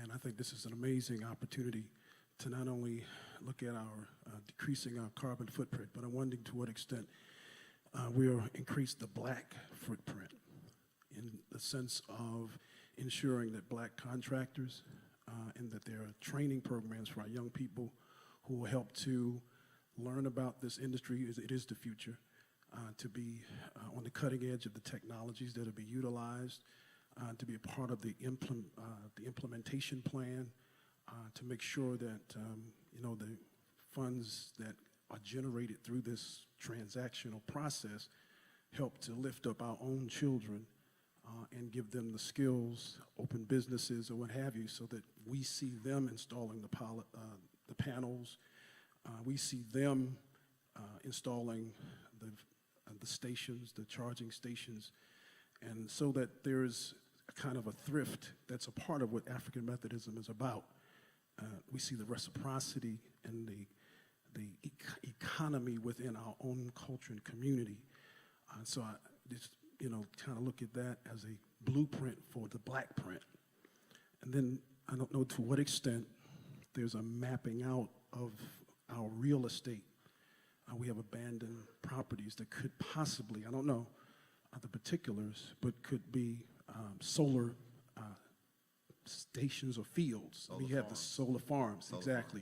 So we're producers and not just consumers, so that we begin to be participants in making something happen on a larger scale. It puts us not only at the table, but a part of the agenda going forward in terms of power, creation, and distribution. So just kind of thinking like that, like you said, asking questions. What if we produce the electricity? What if our children and our young people open businesses to be a part of doing the feasibility studies, knowing each step and stage, so we don't have people coming in doing it for us, we do it ourselves. Thank you. Thank you. That was a great suggestion. I will say this, that so far we have only been working with black contractors and black engineers. So our goal is to empower our black community. The last thing that I'll say, that we are interested in training folks to become an AME climate ambassador, and that's what Dr. Logan was talking about, so that you can learn this skill, learn this trade, understand the way that the world is going. I believe that I read something that they want us to be total electric, or 80% electric vehicles by 2035. I believe that's what I read. And so because of that, they're going to be phasing out gas, or they're going to be trying to shift us into either getting totally electric vehicles or a hybrid vehicle that receives electric as well as has some gas attached to it. So our country, our world is shifting in this way. And I believe that it's really important for us to be ahead of the game as we're looking to go forward and not be at the last one to the plate. So thank you so much, Bishop, for this opportunity. Thank all of you for your engagement. And if you have any questions, please see me, but don't forget to sign up right outside of the conference center. Thank you. Bye-bye. All right, thank you so much, Dr. Barber and Reverend Thomas. Thank you so much. Now, my brother, my sisters, do a couple things before we prepare for the noonday service. Reverend Dr. Diane Lewis is here from the 9th Episcopal District, Alabama, formerly served in the 6th District and now serves also as a chaplain in our church. She has aspirations to serve the church as one of its bishops. And she's come to be with us today. I want to present her to come and press her case. My friend, come on up. I've known Diane I'll take it back, Reverend Lewis, for a long time. She is originally from the great state of Delaware. All great people come from Delaware.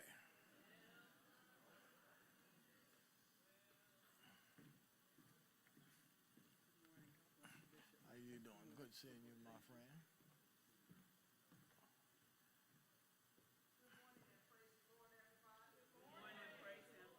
Let me see. Amen. Good morning and praise the Lord, everybody. Thank you to Bishop Jackson for this opportunity. I give praise and honor and glory to God. To Bishop Jackson and Supervisor Jackson, to all of our general officers, connectional officers, judicial council members, to the Episcopal leadership of the 6th Episcopal District, to all of our clergy and lay. It is an honor to be present before you today and to have the opportunity to present myself as an aspirant for bishop in 2024. I am the Reverend Dr. G. Diane Lewis, for those of you who do not know me. As Bishop has already alluded to, I have been in ministry for over 30 years in the 1st Episcopal District, the 6th Episcopal District, and the 9th Episcopal District. I also have the honor and privilege to serve as the Chief Executive Chaplain for the VA Augusta Healthcare Center. So I want to give a shout out to all of our veterans who are in the house. Come on and put your hands together for our veterans. Thank you for your service. And I'm also the Connectional President for the A.M.E. chaplains. So to all chaplains who are in the house today, come on and give thanks for our chaplains. 1 Peter 5:7 says, cast all your cares upon God, for God cares for us. Caring is the hallmark of the African Methodist Episcopal Church. I'm reminded also of the words of Maya Angelou, who said, people don't care how much you know until they know how much you care. Well, I give praise and honor to God that I've had the opportunity to serve in the capacity of the Chief of Chaplains, as I've said, and to offer care to persons from across many spectrums, to provide support and care to those who are suffering with traumas and PTSD, to clergy persons who are dealing with burnout, to those who are in the midst of grief and need support and care. And it's always been my goal to help and to ensure that people feel valued, cared, and heard from. I also have the opportunity to serve as a local pastor right here in the 6th Episcopal District, and I thank God for the opportunity to be able to provide leadership to help churches as they're struggling to get back on their feet, and was also a part of a total renovation as I served as pastor in the 6th Episcopal District. In my role, I have also been one to provide leadership to over 3,000 staff persons in the VA, and also to receive for the last 7 years the gold standard of excellence for leadership. I praise God for that opportunity. I am currently pastor in Grove Hill, Alabama at Wilson Chapel A.M.E. Church, and just last year, we burned our mortgage, and in the midst of the COVID pandemic, we did not skip a beat. Thank God that God was able to bless us. We did not lose any income. We increased our income. Amen. And that's just by the grace of God, and I thank God for that opportunity. I manage a budget of over $900,000, and during my tenure have not had any negative findings. God has blessed me to be an effective servant leader and to come at this time to present myself as an aspirant for bishop, a bishop who cares enough to make a difference. So what do I offer to you as a people? Because I need your help. I offer you a bishop who will be compassionate, will ensure that you are heard and valued, that will be accountable, that will be responsible for what is given into my hands, that will be effective, and that will be a servant leader. To God be the glory. I care, and I know that God cares. I care, and I know that you care. And because you care, I ask you to vote for and elect a candidate that cares enough to make a difference by the name of Reverend Dr. G. Diane Lewis in August of 2024. Make Lewis your choice when you go to vote. God bless you, and thank you. All right, give her a hand. So much, Reverend Lewis, and go and press your case and wish you all the best. You come. God bless you, and thank you. I look forward to sharing with you. Thank you. Happy to have her husband here with us. Stand up, my brother. The presiding elder. Thank you. Now, also, we have here in the 6th District another person who wants to offer themselves in service to the Connection of Church as one of our general officers. The Reverend Dr. Cynthia McDonald. Won't you come on, Sister McDonald, and press your case?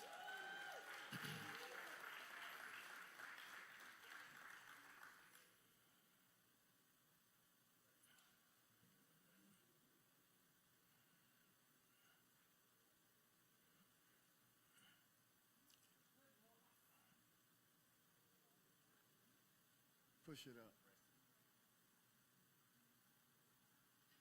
Testing.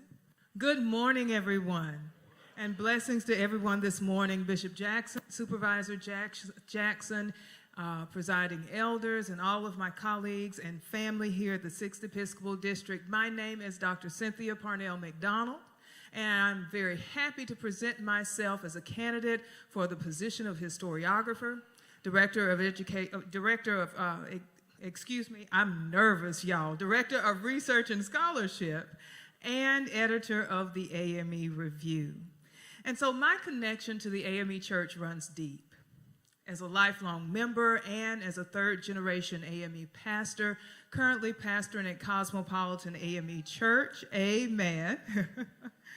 I seek to do the work of our church and do the work of our community and do the work of research and scholarship in order to help in renewing our churches and renewing our communities. I have worked for over the past 6 years with the Department of Research and Scholarship, assisting in grant writing, assisting in conference development, and assisting in webinar moderation. In addition to that, my research and my teaching work at Candler School of Theology, Columbia Theological Seminary in Atlanta, Georgia, and Cornell University, as well as the ITC, I believe gives me the experience and the know-how that provides me what is needed for this position, both pastoral and scholarly acumen. My slogan for my campaign is "History is now more than ever." And it is. It really, really is. As you have heard many of the things that were said even in this conference, history relates to everything. History is the root to everything. Bishop Jackson mentioned the theologian that said that history is simply an autobiography of God. My brother that just spoke, Reverend Barber, spoke about the censorship, and we've had this discussion about critical race theory and the censorship around our history and around our story. And so even with that, and in addition to that, the environmental justice issues and the climate justice issues that are affecting our historically disadvantaged communities is a real problem, and something that our churches need to address in such a time as this. And so with my slogan come 3 main goals. Number 1, to propel. Number 2, to promote. And number 3, to prioritize bringing external funding into our church so that we are able to address the issues in our churches and communities. As a grant writer, I have assisted and worked and written and managed grants exceeding $3 million in order to begin the process of propelling and moving in the issues and the strategies that I've just brought forth. And so I ask for your support. I ask for your support and I ask for your prayers. If you'd like more information, I would love for you to contribute, to volunteer, whatever you can do to support by going to my website, which is cpmcdonaldhistorynow.com. And I look forward to working with you and moving forward in the campaign, knowing and understanding that history is now more than ever. Thank you, Bishop, for the opportunity. All right. And we want you to go press your case. You're from the 6th District. All right. All right. Now I'm going to ask the Finance Commission if you will come and give us your report.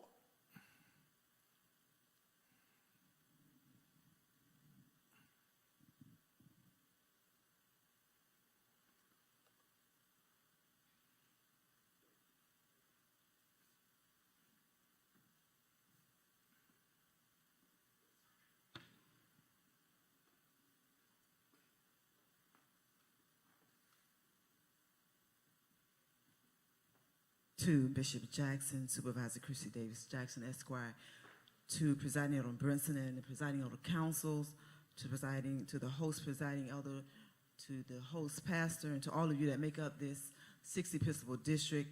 Here and now is the 6th Episcopal Report of the Mid-Year Convocation, October the 4th through the 6th, 2023. From the South Conference, the Valdosta South SED, $28,000. General Conference, $5,102. Pre-offering, $3,999. Opening, closing offering, $5,000. Registration, $5,800, for a total of $47,901.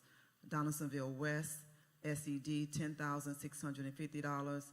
General Conference, $2,800. Pre-offering, $3,000. Opening and closing, $2,010. Registration, $2,120, for a total of $20,580. Albany North SED, $28,000. General Conference, $5,100. Pre-offering, $3,800.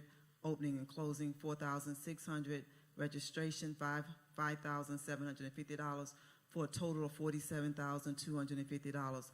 Total for the South Conference SED, $66,650. General Conference, $13,002. Pre-offering, $10,799. Opening and closing, $11,610. Registration, $13,670, for a total of $115,731.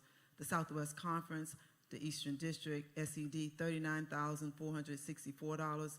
General Conference, $5,345. Pre-offerings, $4,972. Opening and closing, $4,000. Registration, $5,000, for a total of $58,781.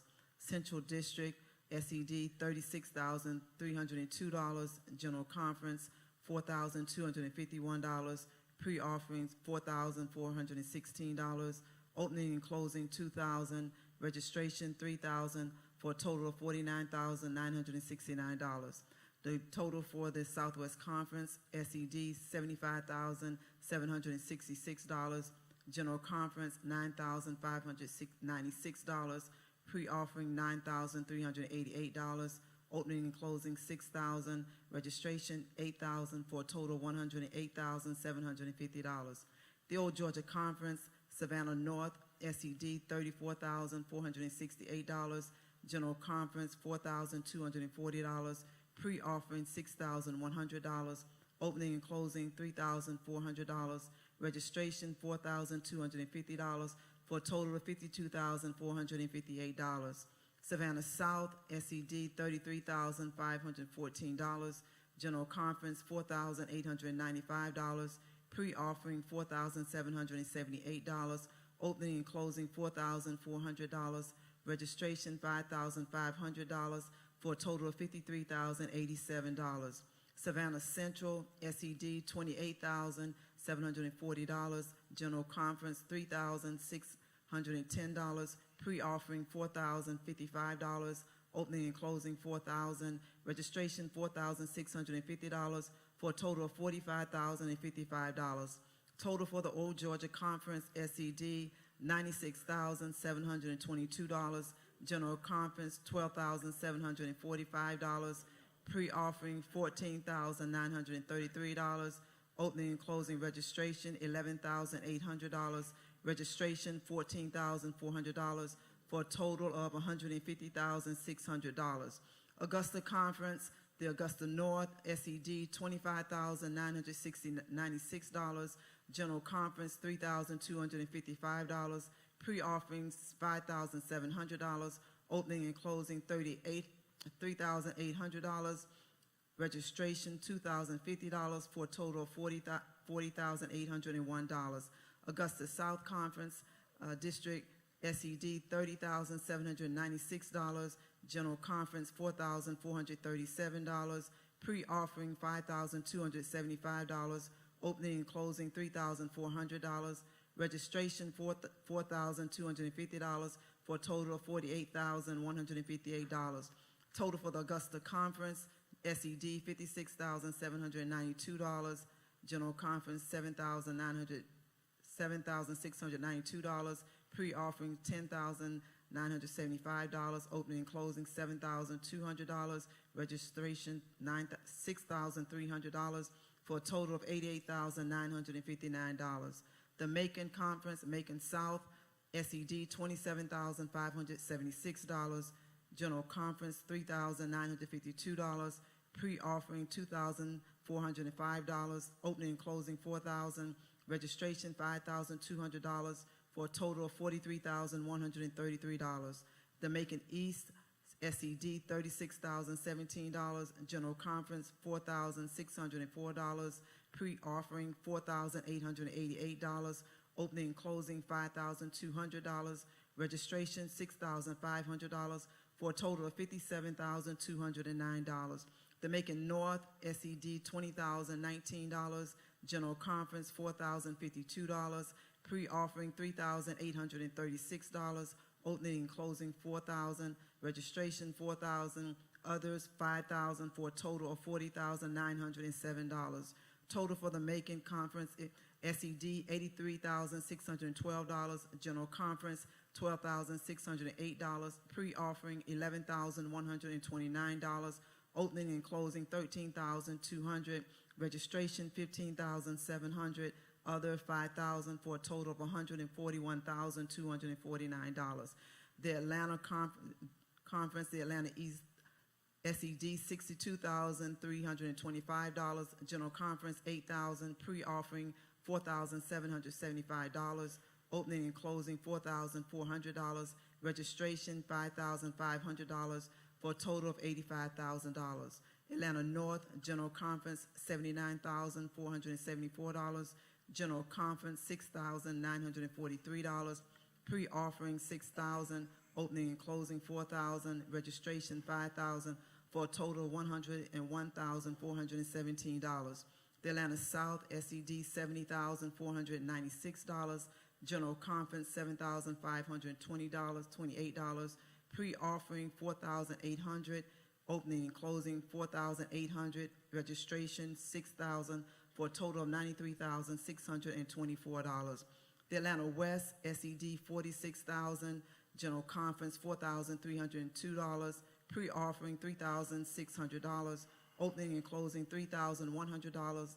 Registration, $2,050 for a total of $59,052. Total for the Atlanta District SED, $258,295. General Conference, $26,773. Pre-offering, $19,175. Opening and closing, $16,300. Registration, $18,550 for a total of $339,093. Total for the SED District G, the SED is $637,837. General Conference, $82,416. Pre-offering, $76,399. Opening and closing, $66,110. Registration, $76,620. Other, $5,000 for a total of $944,382. Gift of missions for Wednesday evening, $972.25. Evening for a total of $972.25. Worship and giving on Wednesday evening, $1,493. Thursday noon, $2,222. Thursday evening, $2,245 for a total of $5,960. Online giving, $3,947.10. Total worship and giving, $10,879.35. Total $955,261.35. Recapitulation, total income $955,261.35. Total disbursements $955,261.35 for a difference of $0. Bishop, this ends our report. You heard the report of the Finance Committee. What is the pleasure of the body? Probably moving second. You heard the motion. Are you ready for the question, Elder Bass?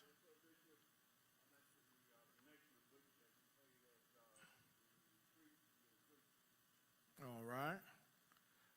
Noted, Presiding Elder. Will do. All right. All in favor will say aye. Ayes having, motion is carried. Let me thank our Finance Committee for a job very well done. Our Chair, Reverend Mavis Brown, our Accountant, Dr. John Foster, Treasurer, Presiding Elder, Dr. Hudson, and our Assistant Accountant, the Reverend Dr. Augusta Hall. Give them a hand. Bishop Jackson, thank you for the opportunity to serve. Thank you for serving. Now, so brother, we're going to take a 10-minute break and get ready for our midday service. 10-minute break. 10-minute break.